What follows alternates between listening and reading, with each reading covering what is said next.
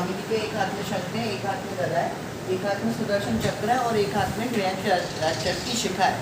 शिखा चोटी इसलिए पकड़ी हुई क्योंकि जैसे रावण की नाभि में अमृत था, ऐसे हिरण्याक्ष की चोटी में प्राण थे और पैरों में हिरण्याक्ष पड़ा हुआ है। उसकी उदर पर छाती पर ठाकुर जी ने पैर रखा हुआ है।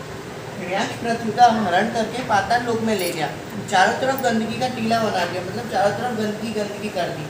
गंदगी इसलिए कर दी, कोई भी देवता पृथ्वी की रक्षा नहीं कर सके, क्योंकि गंदगी में देवता तो जाते नहीं है।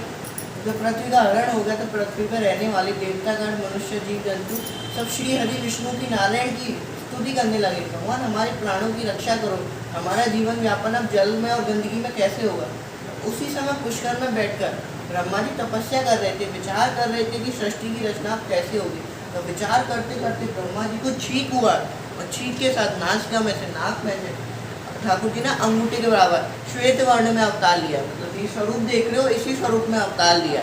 जब अंगूठे के बराबर अवतार लिया है तो देवतागण बोलते हैं आपका स्वरूप तो इतना छोटा है, अंगूठे के बराबर का, वो दैत्य इतना विशाल का है, पूरी पृथ्वी का हरण करके ले गया है, चटाई बना के, तकिया बना के मल में सो रहा है, तो आप उसके सामने कैसे करेंगे। तो ठाकुर जी ने विचार करा, विचार करके विशाल स्वरूप धारण करा है। मुक्तो आकाश में, पैर पाताल में, विशाल स्वरूप धारण करके पाताल लोक में गए, शंखनाद किया है। शंखनाद किया है तो भूदेवी घबरा गई। वो बोलती हैं आप कौन है, एक दैत्य तो मुझे पाताल लोक में ले आया।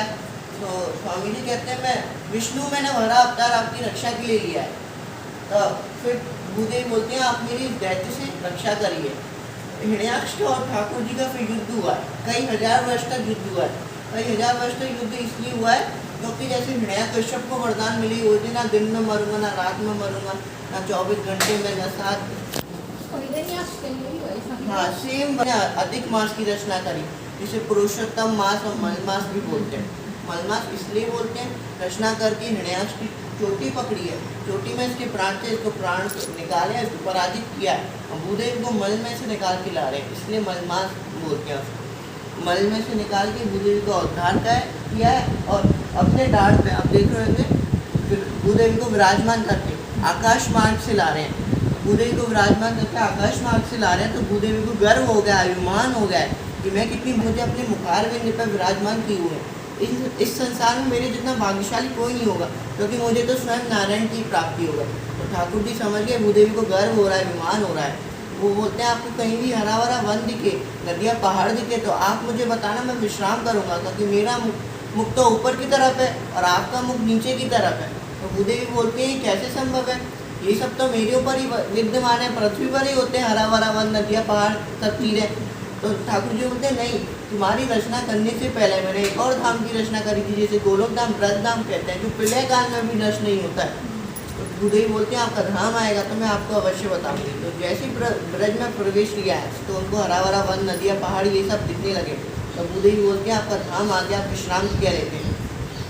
तो ब्रज में प्रवेश किया और द्वारकाधीश मंदिर है ना, उसके जस्ट सामने अस्कुंडा घाट है, जिसे वराह घाट और शुकर क्षेत्र बोलते हैं। शुकर क्षेत्र द्वारकाधीश उसके जस्ट सामने अस्कुंडा, उसको शुकर क्षेत्र इसलिए बोलते हैं कि वहाँ भूदेवी को विश्राम कराया, मथुरा में ठाकुर जी ने विश्राम कराया यहीं पर। और सोरोजी कासगंज, यहाँ से 70 किलोमीटर दूर, वहाँ गंगा जी को अपने देह समर्पित कर दिया, अपना बॉडी समर्पित कर दिया है, क्योंकि इनको ब्रह्म हत्या का दोष लगा था।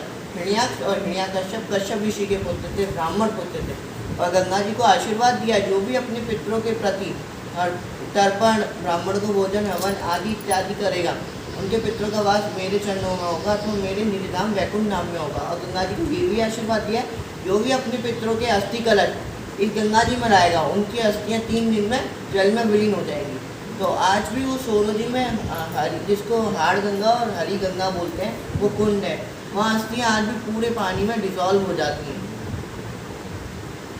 वराह पुराण का श्लोक है, गयायाम पिंडदानम यत्फलम ज्येष्ठ पुष्करे तत्फलम संवाम नोतिशेतम दृष्ट्वा सदनम। गया जी में पिंडदान करने से, ज्येष्ठ मास में पुष्कर में स्नान करने से जो फल प्राप्त होता है वो मात्र श्री श्वेत वराह देवी के दर्शन से ही मिल जाता है। हरि बोल। पिंडदान पितरों के मोक्ष के लिए, शांति के लिए किया जाता है।